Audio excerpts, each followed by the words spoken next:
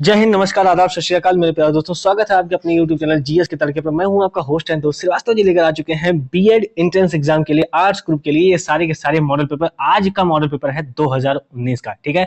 और ये सारे मॉडल पेपर आपके जो पीडीएफ के रूप में आपको फ्री में प्रोवाइड हो जाएगी। कहां पर मिलेगा आपको? हमारा टेलीग्राम चैनल है जीएस का तड़का, आप उस पर सर्च कर सकते हैं। अगर आप वहां नहीं जा सकते हैं तो आप हमारे व्हाट्सएप नंबर 6397850110 पर जाकर के आपको ये प्रोवाइड हो जाएगी और ये पीडीएफ बिल्कुल फ्री है, ठीक है। तो चलिए, आज मॉडल पेपर 2019 का है। साथ ही साथ आपके लिए एक बढ़िया, जो सबसे कहते हैं ना कि गिफ्ट टाइप का, वो गिफ्ट लेके आए हैं। चाहे आप UP police, RPF, SSC, NTPC, loco pilot, कोई भी ऑल वन डे एग्जाम कुछ भी भरे हैं, इतना याद रखिएगा कि जी के जीएस का तड़का ऐसा लगाएंगे। 10,000 प्रश्नों का महासंग्राम कब से शुरू हो रहा है? 11 जून से शुरू हो रहा है। सब कुछ पूरा फ्री में है, कोई लफड़ा नहीं इधर से उधर से, और पीडीएफ आपको अपने आप प्रोवाइड हो जाएगी। डेली टेस्ट होगा ग्रुप में, तो आप हमारे साथ जुड़ सकते हैं, हमारी टीम के साथ जुड़ सकते हैं। तो चलिए, आज का हम शुरू करते हैं। पहला क्वेश्चन 51 से लेकर आते हैं।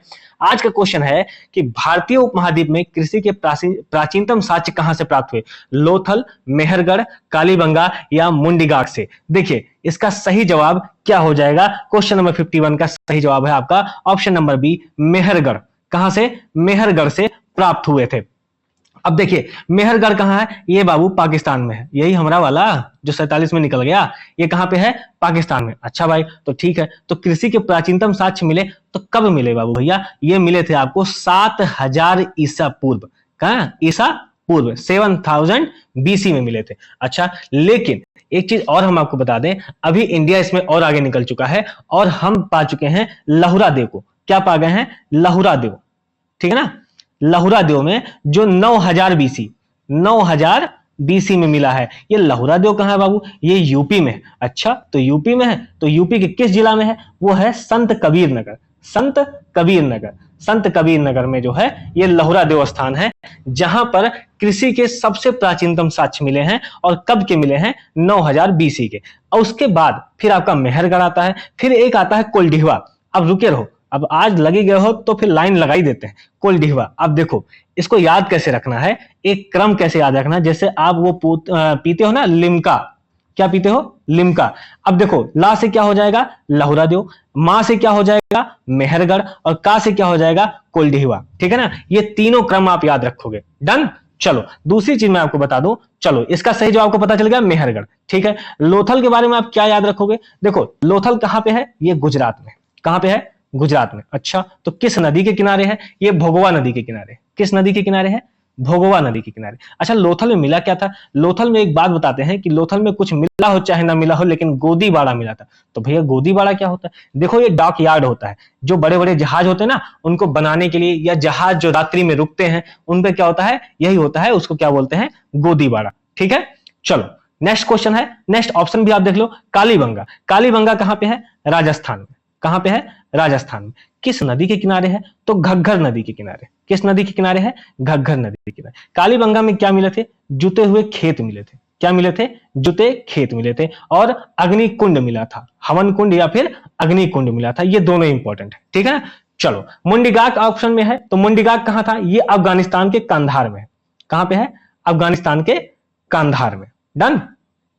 चलो, अब आते हैं नेक्स्ट क्वेश्चन पे कि उपनिषद पुस्तकें हैं धर्म पर, योग पर, विधि पर या फिर दर्शन पर। तो उपनिषद पुस्तकें किस पर है? देखो, वो दर्शन पर है। किस पे है? दर्शन पर है, ठीक है भाई, दर्शन पे है। तो दर्शन कितने प्रकार के आपको याद होने चाहिए? कौन कौन से हैं? तो देखो, दर्शन भी थे। एक न्याय दर्शन था। न्याय दर्शन किसने लिखा है? उसको लिखा है ऋषि गौतम ने। किसने लिखा है? गौतम ने, ठीक है ना। एक है आपका वैशेषिक दर्शन। कौन सा दर्शन है? वैशेषिक दर्शन। वैशेषिक दर्शन लिखा है महर्षि कणाद ने। किसने लिखा है? महर्षि कणाद ने, ठीक है ना। महर्षि कणाद ने लिखा है। एक है मीमांसा दर्शन। मीमांसा दर्शन, ठीक है ना। रुक जाओ, मीमांसा दर्शन। मीमांसा दर्शन को किसने लिखा है? मीमांसा दर्शन को लिखा है जैमिनी ने। किसने लिखा है? जैमिनी। अच्छा, मीमांसा मतलब क्या होता है? मीमांसा मतलब होता है कि किसी भी चीज के बारे में, किसी वस्तु के बारे में, या कोई भी जो आप ज्ञान लेते हैं ना, उसको बहुत गहराई तक उसके सोचना, उसको विचार करना, वही क्या कहलाता है? मीमांसा कहलाता है। डन हो गया। चलो, और कुछ रह गया। अब जैसे मान लो एक आ जाएगा वेदांत दर्शन। क्या हो जाएगा? वेदांत दर्शन। वेदांत दर्शन में तो आजकल यूट्यूब पे एक गुरुदेव भी चल रहे हैं, उनका नाम क्या है? आचार्य प्रशांत। वो भी वेदांत के बारे में अच्छा बताते हैं, आप उन्हें सुन भी सकते हो। तो वेदांत दर्शन है, ठीक है ना। वेदांत दर्शन में कौन है? वेदांत दर्शन में जैसे शंकराचार्य थे, भास्कराचार्य थे, ठीक है ना, ये सभी लोग माधवाचार्य थे। तो ये सभी किस में आते हैं? भास्कराचार्य नहीं, सॉरी, जैसे एक शंकराचार्य जी हो गए, माधवाचार्य जी हो गए, तो ये सभी लोग किस में आते हैं? ये सभी लोग वेदांत दर्शन में आते हैं, ठीक है ना। चलिए नेक्स्ट क्वेश्चन है आपका कि कोणार्क का सूर्य मंदिर किसने बनवाया था? नरसिंह देव बर्मन, राजेंद्र चोल, अशोक या कृष्ण देव राय ने? तो किसने बनवाया था कोणार्क का सूर्य मंदिर? इसका सही ऑप्शन हो जाएगा नरसिंह देव बर्मन ने। कोणार्क का सूर्य मंदिर अगर किसी ने नहीं देखा है तो कोणार्क के सूर्य मंदिर का जो पहिया ऐसे बन के आता है वो आपको मिलेगा 10 रुपए के नोट पर। कितने रुपए के नोट मिलेगा बाबू? 10 रुपए के नोट पर मिलेगा, ठीक है ना। चलो नेक्स्ट क्वेश्चन आते हैं कि पुराणों का अध्ययन करने वाला प्रथम मुसलमान कौन था? अबुल फजल, अब्दुल कादिर बदायूनी, अल बरनी या फिर दारा शिकोह? अब आपको बताना है इसका सही जवाब क्या हो जाएगा। देखिए क्वेश्चन नंबर 54 का सही जवाब है अल बरनी। पुराणों का अध्ययन करने वाला पहला मुसलमान कौन था? अल बरनी। ये किसके साथ आया था बाबू? ये आया था गजनवी के साथ। किसके साथ आया था? गजनवी के साथ आया था। अच्छा ठीक है, तो महमूद गजनवी के साथ और कौन लोग आए थे? महमूद गजनवी के साथ आए थे बैहाकी आए थे, बैहाकी, उतबी, फिरदौसी, ठीक है ना, और अलबरनी। कैसे याद रखना है इन सबको? इन सबको याद रखना है ऐसे, एक ट्रिक है गुफा बी। कैसे? गुफा बी, ठीक है ना। अब जी से गजनबी हो जाएगा, यू से उतबी, एफ से फिरदौसी, ए से अलबरनी और बी से बैहाकी। डन। चलो नेक्स्ट क्वेश्चन देखो। नेक्स्ट क्वेश्चन देखो, एक तो अबुल फजल, अबुल फजल आप बता सकते हो, आप मुझे कमेंट बताओ, क्योंकि अबुल फजल के बारे में कम से कम आपको इतना पता होना चाहिए। चलो एक बार हिंट दे देता हूं कि एक राजा है अकबर, ठीक है ना, इतना तो सुने होंगे, उनके क्या थे? अब बताओ किस काम के, कौन सा काम ये करते थे, ये मुझे आप कमेंट बताना है, ठीक है।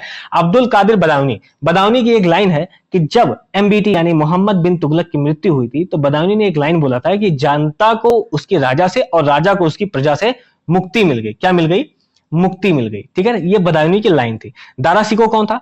दारा शिकोह कौन था? देखो दारा शिकोह और औरंगजेब का युद्ध हुआ है, ये दोनों ये मुगल साम्राज्य से संबंधित थे, ठीक है ना। औरंगजेब और दारा शिकोह भाई थे। चलो नेक्स्ट क्वेश्चन पे आते हैं कि किसने सल्तनत काल में, अच्छा दारा शिकोह के बारे में एक चीज और समझो कि उसने रामायण, महाभारत, इन सब का जो है अनुवाद कराया था अपनी भाषाओं में, जैसे फारसी भाषा में, ठीक है।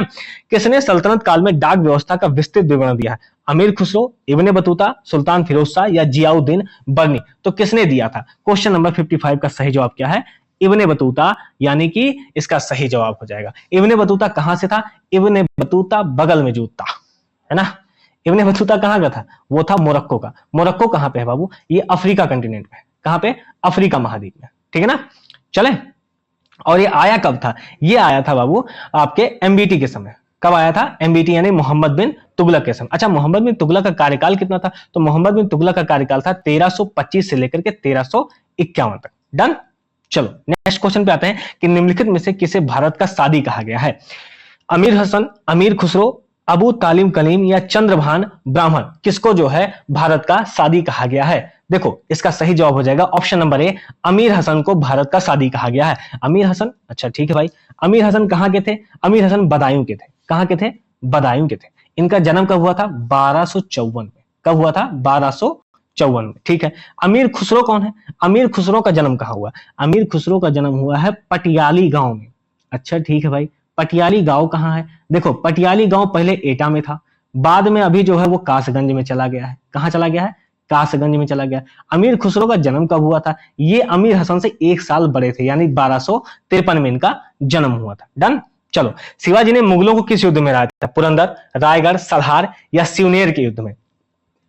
ऑप्शन है आपके, अब बताइए किस युद्ध में हराया था? तो शिवाजी ने मुगलों को हराया था ऑप्शन नंबर सी, सलहार के युद्ध में। किस युद्ध में हराया था? सलहार के युद्ध में। आप मुझे ऑप्शन में बताइएगा कि पुरंदर की संधि कब हुई थी और किसके बीच हुई थी? अच्छा चलो ठीक है, बता ही देते हैं महाराज, सुनो। अच्छा पुरंदर की संधि, एक नहीं बताना इसका, पुरंदर की संधि कब हुई थी? मैं बता दे रहा हूं, राजा, ठीक है ना, मिर्जा राजा जय सिंह के बीच और शिवाजी के बीच हुई थी। अब आप मुझे बताओगे कमेंट करके, जय सिंह वर्सेस शिवाजी, इन दोनों के बीच में हुई थी पुरंदर की संधि, ठीक है ना। चलो इसका सही जवाब क्या हो जाएगा? इसका सही जवाब को पता चल गया, सलहार, ठीक है। नेक्स्ट क्वेश्चन है कि शुद्ध वर्तनी वाले शब्दों को पहचानिए। दर्शनाभिलाषी, दर्शनाभिलाषी, दर्शनाभिलाषी या दर्शनाभिलाषी, ठीक है ना। तालब शाह है, दंत शाह है, मूर्धन्य शाह है, ठीक है। चलो बताओ इसमें कौन सा हो जाएगा क्वेश्चन नंबर 58 का? देखिए इसमें क्वेश्चन नंबर 58 का हो जाएगा दर्शनाभिलाषी, मूर्धन्य शाह इसमें लगेगा, ठीक है ना। डन। चलिए देखो अब इसे समझ लो। देखो ये जो सा है इसको मूर्धन्य सा बोलते हैं, ये जो सा है इसको तालव्य सा बोलते हैं, और ये जो सा होता है इसको दंत सा बोलते हैं। डन। चलो आओ क्वेश्चन नंबर 59 है कि चंद्रमुखी में कौन सा समास है? ऑप्शन आपके द्वंद्व, बहुव्रीहि, अव्ययी भाव या कर्मधारय समास। तो चंद्रमुखी में कौन सा समास है? क्वेश्चन नंबर 59 का डी हो जाएगा, इसमें हो जाएगा कर्मधारय समास। कौन सा समास हो जाएगा? कर्मधारय समास। जिस समास में पूर्व पद विशेषण हो, क्या हो? पहले वाला पद क्या हो? विशेषण हो, और बाद वाला पद विशेष्य हो। क्या हो? विशेष्य हो, वो होता है कर्मधारय समास, ठीक है ना। जैसे चंद्रमुखी में क्या हो जाएगा कि चंद्र के समान मुख वाली, किसके समान मुख वाली? चंद्र के समान, मतलब उसका जो मुख है वो किसके समान है? वो चंद्रमा के समान है। तो यहां पर कौन सा समास हो जाएगा? कर्मधारय समास। एक है आपका अरण्य रोदन का अर्थ क्या होगा? व्यर्थ प्रयास, स्वार्थ पूरा करना, केवल कल्पना करना या मूर्खतापूर्ण कार्य करना। देखिए अरण्य रोदन का अर्थ हो जाएगा व्यर्थ प्रयास करना। क्या हो जाएगा? व्यर्थ प्रयास करना, ठीक है ना। कंजूस व्यक्ति से धन की याचना करना क्या हो जाएगा? अरण्य रोदन, ठीक है। जितेंद्रिय शब्द का तात्पर्य क्या है? जिसकी इंद्रियां ना हो, जिसकी इंद्रियों पर नियंत्रण ना हो, जिसकी इंद्रियां वश में हो, या जो इंद्रियों के पीछे भागे। देखो जितेंद्रिय, इसमें क्या होगा? जितेंद्रिय यानी कि जिसकी इंद्रियां वश में हो, जिसने इंद्रियों को जीत लिया हो, वो क्या कहलाएगा? जितेंद्रिय कहलाएगा, ठीक है ना। चलिए नेक्स्ट क्वेश्चन है कि तद्भव शब्द का चयन कीजिए। गुहा, गोपाल, गोधूम या फिर गाय। 62 का सही जवाब क्या हो जाएगा? उसका सही जवाब हो जाएगा आपका ऑप्शन नंबर डी, गाय, ठीक है ना। चलिए नेक्स्ट क्वेश्चन है कि इस परीक्षार्थी ने नकल की है, इस वाक्य में इस शब्द क्या है? यानी इस परीक्षार्थी ने नकल की है, इस वाक्य में इस जो इस है इसका अर्थ क्या है? ये शब्द क्या है? अव्यय है, सर्वनाम है, या फिर सार्वनामिक विशेषण है, या फिर संज्ञा है। देखो यहां पर क्या हो जाएगा? इस जो है वो क्या हो जाएगा? सार्वनामिक विशेषण। जैसे कि यह, वह, जो, कौन, क्या, कोई, ऐसा, वैसा, ठीक है ना। ये सभी किस में आते हैं? सार्वनामिक विशेषण में आते हैं।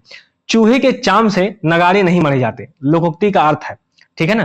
कंजूसी करना, सीमित साधनों से काम करना, छोटा होकर बड़ा काम करना, या सीमित साधनों से बड़ा काम नहीं होते, बड़े काम नहीं होते। तो इसका सही जवाब क्या हो जाएगा कि ऑप्शन नंबर बी, सीमित साधनों से काम करना। सीमित साधनों से काम करना, नहीं, एक सेकंड, सॉरी, इसका सही जवाब हो जाएगा आपका सीमित साधनों से बड़े काम नहीं होते। सॉरी, ऑप्शन नंबर डी इसका सही हो जाएगा, सीमित साधनों से बड़े काम नहीं होते हैं। जैसे चूहे के चाम से नगाड़े नहीं मरे जाते, मतलब कि जो नगाड़ा होता है जब बजाते हैं तो चमड़े का बना होता है, जिस पर जो है वो लकड़ी शोर मचाती है, ठीक है ना। तो वहां पर चूहे के चाम मतलब चमड़े से जो है वो नगाड़े नहीं बनाए जाते। समझ में आया? इसीलिए कहते हैं कि सीमित साधनों से, बहुत छोटे साधनों से बड़े काम नहीं हो सकते, ठीक है। चलो नेक्स्ट क्वेश्चन है कि पन्नग का समानार्थी शब्द क्या है? पिक, उरंग, केसरी या पिनाक। तो पन्नग का समानार्थी क्या हो जाएगा? इसका समानार्थी हो जाएगा उरंग। क्या हो जाएगा? उरंग, ठीक है। चलिए इसके अलावा देखिए नेक्स्ट क्वेश्चन आपका डायरेक्शन, क्वेश्चन नंबर 66 है, pick the most effective word from the given words to fill in the blank to make the sentence meaningfully complete, ठीक है ना। There was an response for the marathon, ठीक है ना। इसका option है आपका ओवरवेलमिंग, ओवरराइडिंग, एक्सेसिव या एक्सट्रीम। तो इसके सही जवाब क्या हो जाएगा? There was an response for the marathon के लिए ओवरवेलमिंग हो जाएगा। क्या हो जाएगा? ओवरवेलमिंग। इसका मतलब क्या होता है? जो रोका ना जा सके, जो रोका ना जा सके, ठीक है। चलो ओवरराइडिंग का मतलब क्या है? अध्यारोही, ठीक है ना। या फिर एक्सेसिव का मतलब क्या होगा? अत्यधिक। एक्सट्रीम का मतलब क्या हो जाएगा? चरम, ठीक है। चलो नेक्स्ट क्वेश्चन पे आते हैं। क्वेश्चन नंबर 67 से 68 में कहा गया है the question choose the most suitable on word of the given expression, यानी कि हमें एक वर्ड निकालना है, एक आपको सेंटेंस दिया जाएगा, उसके लिए एक वर्ड निकालना है, ठीक है ना। A person who lends money at high rate of interest, ठीक है ना। वह व्यक्ति जो ऊंची ब्याज दर पर पैसा उधार लेता है, ठीक है। ऑप्शन है आपका सॉल्वेंट, शाइलॉक, यूजर और डिबेटर। तो इसका सही जवाब क्या हो जाएगा? क्वेश्चन नंबर 67 का सही जवाब बताइए।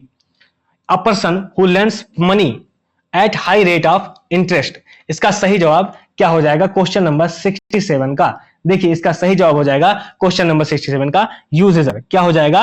यूजेजर, ठीक है ना। नेक्स्ट क्वेश्चन आपका the original inhabitants of a country, ठीक है। The original inhabitants of a country. अब इसमें जो है आपके ऑप्शन है एबोरिजिन्स, सिटीजन्स, नेटिव्स या प्रिमिटिव। इसका सही जवाब क्या हो जाएगा? क्वेश्चन नंबर 68, यानी कि the original inhabitants of country, यानी कि किसी देश के मूल निवासी, ठीक है ना। अब ओरिजिन्स मतलब क्या होता है? मूल निवासी। नागरिक यानी सिटीजन्स। नेटिव मतलब होता है मूल निवासी। और फिर प्रिमिटिव मतलब होता है प्राचीन। तो क्वेश्चन नंबर 68 का सही जवाब हो जाएगा ऑप्शन नंबर ए, ठीक है। इसका सही जवाब क्या हो जाएगा?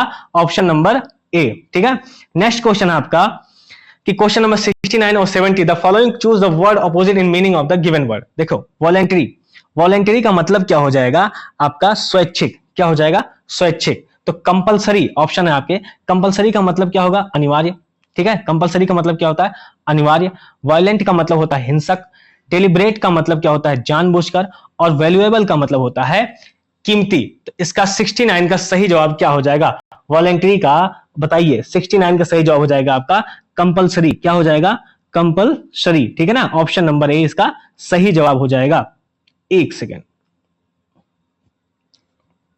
मुझे लगता है थोड़ा सा मिस्टेक हो गया यहां पे। उफ। नेक्स्ट क्वेश्चन आपका क्वेश्चन नंबर 70 है एग्रावेट, ठीक है ना। एग्रावेट का मतलब क्या हो जाएगा? देखो, एग्रावेट का मतलब होता है छेड़ना। क्या होता है? छेड़ना, ठीक है ना। अब यहां पर आता है एब्रीविएट। एब्रीविएट क्या होता है? एब्रीविएट का मतलब होता है संक्षिप्त। एब्रीविएट का मतलब होता है संक्षिप्त। और एलिविएट का मतलब होता है कम। एडवोकेट का मतलब होता है वकील, ठीक है ना। और एप्रिसिएट का मतलब होता है प्रशंसा करना। क्या होता है? प्रशंसा करना। तो अब यहां पर आता है क्वेश्चन नंबर 70 का सही जवाब क्या हो जाएगा? वो होता है आपका एलिविएट। क्या होता है? एलिविएट। नेक्स्ट क्वेश्चन आपका क्वेश्चन नंबर 71 है। यहां पे आपको देना है कि given alternative choose the one word best expression meaning of the given word, ठीक है ना। तो ये आपका हो जाएगा फेरल्टीज। फेरल्टीज का मतलब क्या होता है? देखिए, फेरल्टीज का मतलब होता है कमजोरी। क्या होता है? कमजोरी, ठीक है ना। और टिमिडनेस, टिमिडनेस का मतलब होता है डरपोक। ऑप्शन आपके चल रहे हैं। टिमिडनेस का मतलब होता है डरपोक। फेल्योर्स का मतलब क्या होता है? विफल, ठीक है ना। और ऑडिटीज, ऑडिटीज का मतलब जैसे होता है ना कि ऑड लग रहा, उस टाइप का ऑडिटीज होता है। तो इसमें क्या होता है? विषम, थोड़ा सा अलग लगता है, ठीक है ना। और वीकनेस का मतलब क्या होता है? कमजोरी। क्या होता है? कमजोरी। तो इसमें क्या होगा आपके लिए? सबसे सही मीनिंग क्या हो जाएगी? ऑप्शन नंबर डी, वीकनेस हो जाएगा, ठीक है। नेक्स्ट क्वेश्चन है कॉन्टम्पलेटिव। कॉन्टम्पलेटिव यानी इसका मतलब क्या होता है? कॉन्टम्पलेटिव का मतलब होता है ध्येय। क्या होता है? ध्येय होता है, ठीक है ना। अब इसमें आपके ऑप्शन है, ऑप्शन नंबर ए है थॉटफुल। थॉटफुल का मतलब क्या होता है? विचार मग्न। क्या हो गया? विचार मग्न। केयरलेस, केयरलेस का मतलब होता है लापरवाह, ठीक है ना। ओवर जेलस, ओवर जेलस का मतलब होता है अति उत्साही। वो जेलस वाला जलन नहीं है बाबू, ये ओवर जेलस है, जेड से शुरू होता है। इसका मतलब क्या होता है? अति उत्साही। और मिशवियस का मतलब क्या होता है? मिशेबस का मतलब होता है शरारती। क्या होता है? शरारती। इसका सही जवाब क्या हो जाएगा आपका? इसका सही जवाब हो जाएगा आपका ऑप्शन नंबर ए, थॉटफुल, ठीक है। नेक्स्ट क्वेश्चन आपका, किसने यह विचार किया था कि भारत में ब्रिटिश आर्थिक नीति घिनौनी है? ऑप्शन है आपके बीजी तिलक, दादा भाई नौरोजी, कार्ल मार्क्स या एडम स्मिथ। क्वेश्चन नंबर 73, इसका सही जवाब क्या हो जाएगा? देखिए, इसका सही जवाब हो जाएगा आपका Karl Marx. Karl Marx, option number C, ठीक है ना। ये जर्मन विचारक थे। कौन थे? जर्मन विचारक, ठीक है ना। ये क्या हो गए? जर्मन विचारक। उसके बाद ऑप्शन में आप देख सकते हो बीजी तिलक है। इनको क्या बोलते हैं? बाल गंगाधर तिलक। इन्होंने पहली बार क्या कहा था कि स्वराज मेरा जनसित अधिकार है और मैं इसे लेकर रहूंगा, ठीक है ना। इन्होंने मराठा और केसरी लिखी थी। पत्रिका इनकी कौन कौन सी है? मराठा और केसरी, ठीक है ना। मराठा को इन्होंने अंग्रेजी भाषा में लिखा था और केसरी को इन्होंने लिखा था मराठी भाषा में। किस भाषा में लिखा था? मराठी भाषा में। उसके बाद फिर एक नाम आता है ऑप्शन में, क्या है? दादा भाई नौरोजी। दादा भाई नौरोजी कौन है? एक बात याद रखो कि इन्हें grand old man of India कहा जाता है, ठीक है। और इसके साथ साथ इन्होंने जो है एक बार क्या किया था? स्वराज शब्द का प्रयोग पहली बार कहां हुआ था? जब इन्होंने किया था तो क्या किया था उन्होंने? जब वो इंडियन नेशनल कांग्रेस के अध्यक्ष थे, ठीक है। तो ये अध्यक्ष कब बने थे बाबू? ये बने थे 1906 में, ठीक है। चलो एक ऑप्शन और रह गया, वो ऑप्शन आपका एडम स्मिथ का। एडम स्मिथ, ठीक है ना। इनकी एक बुक है जिसको क्या कहते हैं? Wealth of nation. क्या बोला जाता है? Wealth of nation. किसने लिखी है? एडम स्मिथ ने लिखी है। डन। चलो, हरिजन के प्रारंभकर्ता कौन थे? तिलक, गोखले, गांधी जी या नौरोजी? तो हरिजन के प्रारंभकर्ता कौन है? हरिजन के प्रारंभकर्ता थे आपके गांधी जी। कौन थे? गांधी जी। अब गांधी जी ने साप्ताहिक समाचार पत्रों के रूप में हरिजन को अंग्रेजी में, देखो ध्यान सुनो, हरिजन को किसमें निकाला? अंग्रेजी में निकाला। हरिजन बंधु को किसमें निकाला? गुजराती में निकाला। हरिजन बंधु, इसको किस में निकाला? गुजराती में, ठीक है ना। और हरिजन सेवक निकाला था उन्होंने, क्या निकाला था? हरिजन सेवक। इसको किस में निकाला था? इसको निकाला था उन्होंने हिंदी में। किस में निकाला था? हिंदी में। अब फिर से मैं रिपीट कर रहा हूं, ध्यान से सुनना। हरिजन किस में निकाला? वो अंग्रेजी में निकाला। हरिजन अगर बंधु आ गया तो गुजराती में, और सेवक आ गया तो हिंदी में। डन। चलो, गोखले कौन है? अब ऑप्शन में देख लो, गोखले कौन है? गोखले जो है गांधी जी के राजनीतिक गुरु थे। अच्छा, तो गोखले के गुरु कौन थे? अब आप ऑप्शन में मुझे बताएंगे कि गोखले के गुरु कौन थे, कि बता ही दूं? चलो, एमजी रानाडे। कौन थे? एमजी रानाडे, महादेव गोविंद रानाडे। अब देखो ध्यान से, महादेव गोविंद रानाडे के शिष्य कौन है? गोखले। और गोखले के शिष्य कौन है? गांधी जी। ठीक है, नौरोजी के बारे में बता ही दिया है ऑप्शन में। एक ऑप्शन आपका तिलक है, तिलक जी के बारे में अभी बता ही दिया, ठीक है ना।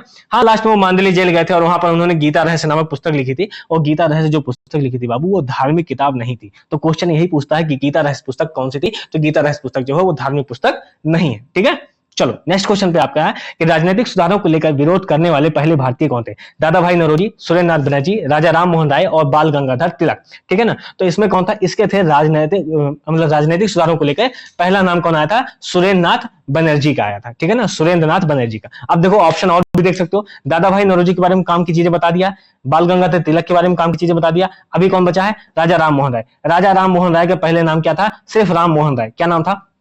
एक सेकंड, सिर्फ राम मोहन राय, ठीक है ना, RMR यही नाम था। और इनका जो है राजा कौन रखा था? इनका नाम राजा रखा दिया। उपाधि दी किसने दी थी? अकबर द्वितीय ने। अकबर ने नहीं, अकबर द्वितीय ने दी थी, ठीक है ना। अकबर द्वितीय ने इन्हें इंग्लैंड भेजा था और वहां पर ब्रिस्टल में इनकी जाकर के मृत्यु हो गई थी, ठीक है ना। ये वही व्यक्ति हैं जिन्होंने ब्रह्म समाज की स्थापना की थी। ब्रह्म समाज, देखो इन्होंने हिंदू कॉलेज खोला, ठीक है, हिंदू कॉलेज खोला, इन्होंने वेदांत कॉलेज खोला, वेदांत कॉलेज खोला, इन्होंने ब्रह्म समाज की स्थापना की। किस समाज की स्थापना की? ब्रह्म समाज की स्थापना की। कब की? 20 अगस्त 1828 को। डन। चलो, नेक्स्ट क्वेश्चन पे आते हैं कि सूर्य की बाह्यतम परत को क्या कहते हैं? वर्णमंडल, प्रकाश मंडल, किरीट या फिर स्थल मंडल? तो सूर्य की बाह्यतम परत को क्या कहता है? क्वेश्चन नंबर 76 का सी हो जाएगा। उसको क्या बोलते हैं? किरीट बोलते हैं। क्या बोलते हैं? किरीट बोलते हैं। चलिए, नेक्स्ट क्वेश्चन है कि किसके गुरुत्वाकर्षण के कारण ज्वारभाटा आता है? पृथ्वी का चंद्रमा पर, चंद्रमा के अभिकर्षण, या पृथ्वी और सूर्य और चंद्रमा का, या फिर चक्रवात का? तो किसके जो है इसके कारण जो है गुरुत्वाकर्षण के कारण ज्वारभाटा आता है? तो कैसे आता है? पृथ्वी पर, सूर्य और चंद्रमा का। अब जैसे मान लो ये पृथ्वी है, ये तुम्हारी गोल गोल पृथ्वी हो गई। अब इधर मान लो सूर्य भगवान आ गए, ये वाले सूर्य भगवान, ठीक है ना, टाइम टाइम। अब इस साइड में देखो चंद्रमा जी आ गए। अब देखो ये दोनों सूर्य और चंद्रमा के बीच जब 90 डिग्री का कोण बन रहा है, जब 90 डिग्री का कोण बन रहा है तो क्या होता है? और जब वो एक सीध में होते हैं तो क्या होता है? देखो, जब 90 डिग्री का कोण बनता है तो निम्न ज्वार आता है। क्या आता है? निम्न ज्वार। अब यही चंद्रमा अगर मान लो खसक के इधर आ जाए, नीचे हो जाए, और सूर्य ऊपर हो गया, अब क्या करोगे? तो अब देखो कोण क्या हो गया? 180 डिग्री का हो गया। क्या हो गया? 180 डिग्री का। देखो कैसे, यहां सूर्य हो गया और यहां चंद्रमा हो गया, तो 180 डिग्री का कोण बना कि नहीं बना? तो यहां पर ऐसी स्थिति में कौन सा ज्वार आएगा? उच्च ज्वार, मतलब हाई टाइड आएगा, एकदम खूब ऊंचा एकदम से, ठीक है ना। चलो, सुनामी तरंगे किससे उत्पन्न होती हैं? समुद्र के नीचे भूकंप, पृथ्वी का सूर्य पर, समुद्र में ज्वार, या फिर चंद्रमा का पृथ्वी पर? तो सुनामी तरंगे कैसे उत्पन्न होती हैं? वो उत्पन्न होती हैं जब समुद्र के नीचे भूकंप आता है, ठीक है ना, समुद्र के नीचे भूकंप आता है तब वो उत्पन्न होती है, ठीक है। चलो, नेक्स्ट क्वेश्चन पे आते हैं कि जब ग्रेनाइट की चट्टानों का कायांतरण होता है तो वो किस में परिवर्तित हो जाती हैं? संगमरमर में, फेल्सपार में, नीस में, या फिर क्वार्टजाइट में? तो किस में परिवर्तित हो जाती हैं? इसका सही जवाब क्या हो जाएगा? इसका सही जवाब हो जाएगा आपका ऑप्शन नंबर सी, नीस में परिवर्तित हो जाती है। किस में परिवर्तित हो जाती है? नीस में परिवर्तित। देखो, ग्रेनाइट किस में परिवर्तित होता है? नीस में। बेसाल्ट किस में परिवर्तित होता है? बेसाल्ट।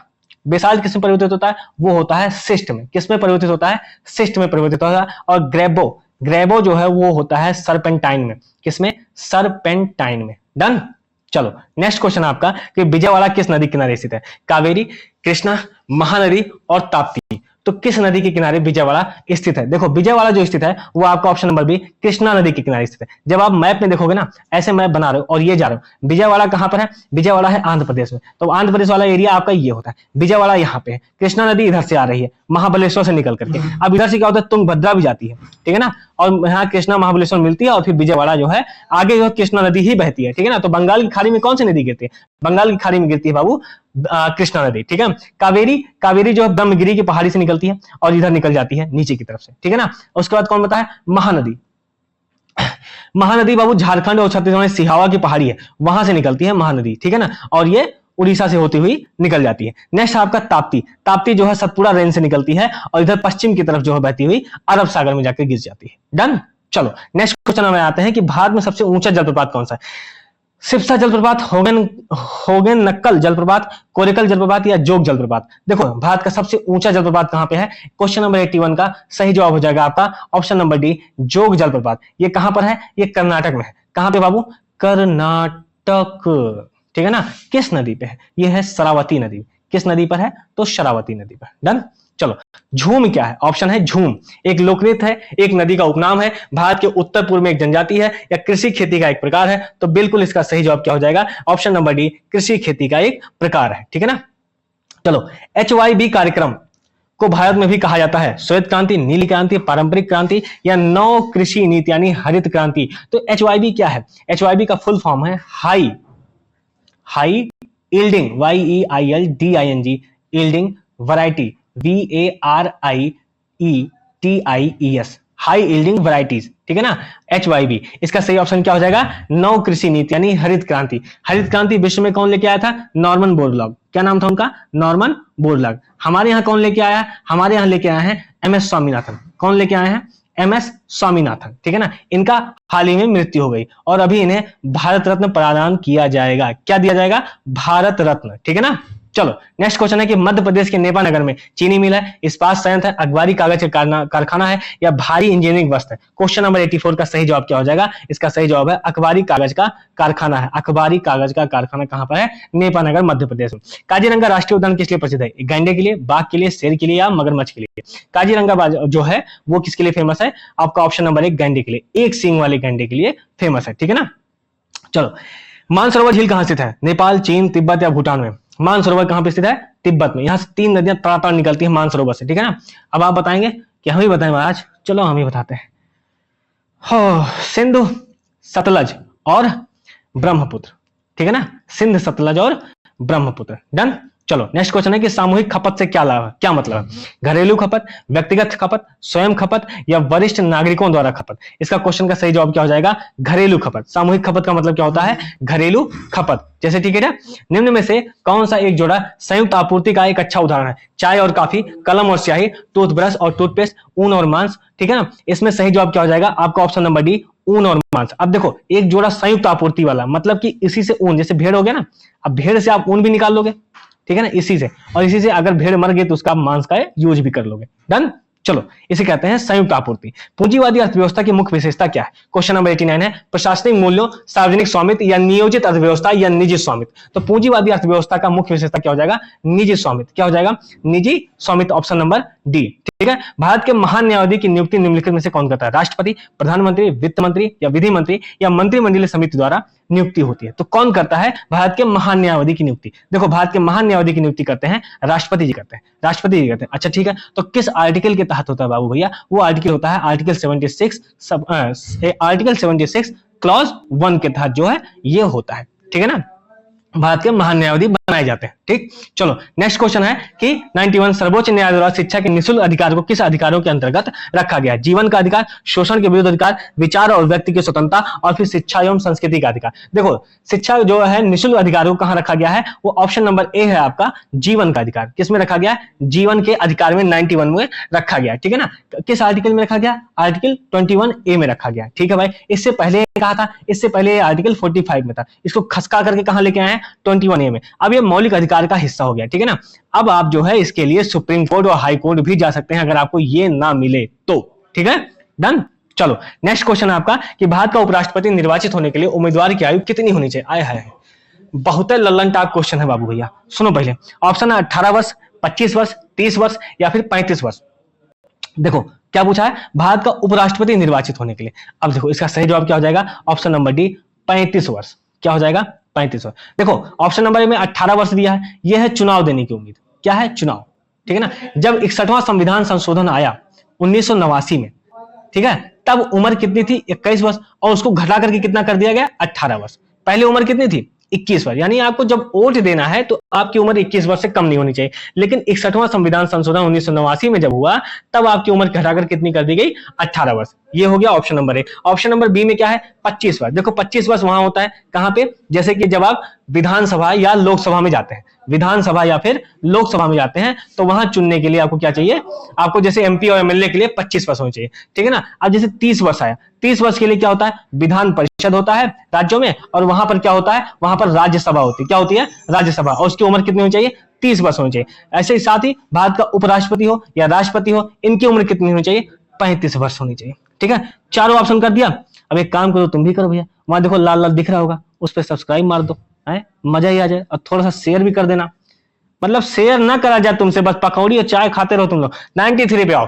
निम्नलिखित में से कौन भारत के सर्वोच्च न्यायालय की पहली महिला न्यायाधीश नियुक्त हुई थी, लीला सेठ, अन्ना चांडी, फातिमा बीबी या फिर सुजाता मनोहर।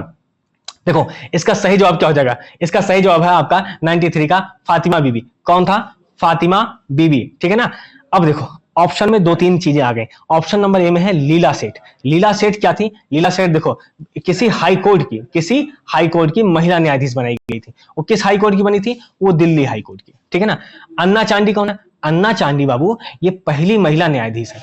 ये केरल की जो डिस्ट्रिक्ट कोर्ट होता था, लोअर कोर्ट, उसकी ये पहली महिला न्यायाधीश थी। तो अगर ये पूछा कि भारत की पहली महिला न्यायाधीश कौन थी, तब तो अन्ना चांडी लगाओगे, ठीक है। अगर ये पूछा कि हाई कोर्ट में पहली महिला न्यायाधीश कौन बनी थी, तो ये लीला सेठ हो जाएंगी। अगर ये पूछता कि भारत के सर्वोच्च न्यायालय की पहली महिला न्यायाधीश, समझ गए ना, लेवल समझ लो, एक डिस्ट्रिक्ट कोर्ट है, लोअर कोर्ट है, एक हाई कोर्ट है और एक सुप्रीम कोर्ट है। तो सुप्रीम कोर्ट में कौन था, फातिमा बीबी थी। सुजाता मनोहर भी सुप्रीम कोर्ट के जो है न्यायाधीश रही है, लेकिन उनका पहला स्थान किसी में नहीं रहा, ठीक है। चलो नेक्स्ट क्वेश्चन आपका, अच्छा इसका ऑप्शन समझ में आया कि नहीं। क्वेश्चन नंबर 93 का सही जवाब क्या हो जाएगा, फातिमा बीबी, ठीक है ना। चलो नहीं कहो कि इतना कुल्ली बताई ना, ऑप्शन में नहीं समझ में आया। चलो पंचायत के सदस्य होते हैं जिला अधिकारी द्वारा मनोनीत, संबंधित निर्वाचन क्षेत्र के मतदाता गणों द्वारा, या स्थानीय शासन के मंत्री नाम निर्दिष्ट, या खंड विकास समिति द्वारा, किसके द्वारा होते हैं। देखो पंचायत के सदस्य किससे होंगे, संबंधित निर्वाचन क्षेत्र के मतदाता गणों द्वारा। यानी जब हम लोग मतदान देते हैं ना पंचायत में, प्रधानी वाला, उसे में जो है कई लोग निकल जाते हैं, बीडीओ बीडीसी सब उसमें आते हैं, तो सब उसी में जाते हैं, ठीक है ना। चलो एक आ गया 95, राज्य की कार्यपालिका शक्तियां निहित होती हैं मुख्यमंत्री में, राष्ट्रपति में, राज्यपाल में या फिर मंत्रिपरिषद में। तो किसमें निहित होती हैं, वो निहित होती हैं आपकी राज्यपाल में। ऑप्शन नंबर सी, राज्य की कार्यपालिका शक्ति। देखो एक तो जो राज्यपाल के लिए आर्टिकल है वो है आर्टिकल 153। इसमें क्या कहता है कि एक या एक से अधिक राज्यों के लिए जो है ये बनेंगे। देखो पहली बात समझो, पहले क्या था कि एक राज्य होगा, ठीक है, और एक राज्यपाल होगा, एक राज्य और एक राज्यपाल होगा। लेकिन एक्चुअली में क्या हुआ कि एक आया 7वां संविधान संशोधन, कब आया, 1956 में, और फिर ये कहा गया भैया एक ही आदमी को कम से कम 2 या 2 से अधिक राज्यों का राज्यपाल बनाया जा सकता है। डन, ये समझ में आ गया। ये हो गया आर्टिकल 153 में कहा गया। अच्छा आर्टिकल 154 में क्या कहा गया, आर्टिकल 154 में कहा गया कि राज्य की कार्यकारी शक्तियां किसके पास रहेंगी, राज्यपाल के पास रहेंगी, ठीक है।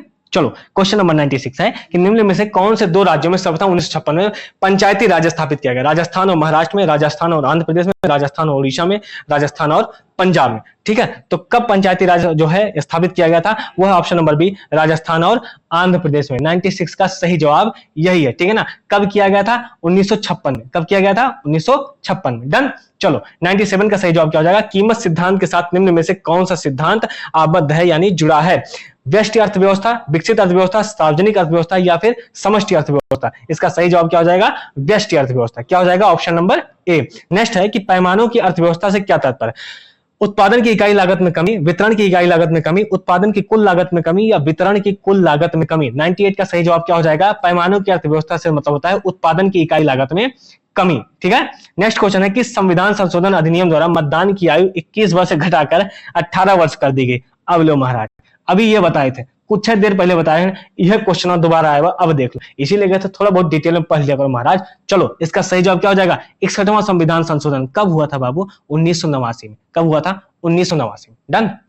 चलो आज का लास्ट क्वेश्चन है कि आपातकालीन प्रावधानों को भारतीय संविधान में लिया गया जर्मनी से, जापान से, सोवियत संघ से या संयुक्त राज्य अमेरिका से। तो इसको कहां से लिया गया है, ये लिया गया था आपका जर्मनी से। कहां से लिया गया था, जर्मनी से। जर्मनी का कौन सिद्धांत था, ओ संविधान का नाम क्या है, वाइमर संविधान। क्या नाम है, वाइमर संविधान। तो जर्मनी के वाइमर संविधान से लिया गया था आपातकालीन प्रावधानों को, ठीक है ना। चलो अब एक बार और बता दें कौन कौन से प्रावधान लिए गए थे, तो 352 लिया गया था और 356 लिया गया था, ठीक है ना। 360 वाला कहां से लिया गया, 360 वाला लिया गया है बाबू अमेरिका से। से, कहां लिया गया है, अमेरिका से लिया गया। लेकिन जब भी आपातकालीन के बारे में पूछा जाएगा तो पहला ऑप्शन किस पे लगाना है, वो आपको जर्मनी पे ही लगाना है। डन हो गया। चलो आज का एक क्वेश्चन ही कंप्लीट होता है और हमारे साथ जुड़े रहिए, लोगों का लाइक से सब्सक्राइब करते रहेगा, ठीक है। और एक चीज जो आपको मैंने बताई है, जो आपके लिए समझो कि सबसे बढ़िया चीज है कि आपको सारी चीजें फ्री में तैयार करवाई जाएंगी। ये 10,000 क्वेश्चनों की सीरीज, ये कौन सी है, ये है आपकी 10,000 क्वेश्चनों की सीरीज, 10,000 प्रश्नों का महासंग्राम। 11 जून से शुरू कर रहे हैं किसी भी वनडे एग्जाम के लिए, ठीक है। और पीडीएफ फ्री है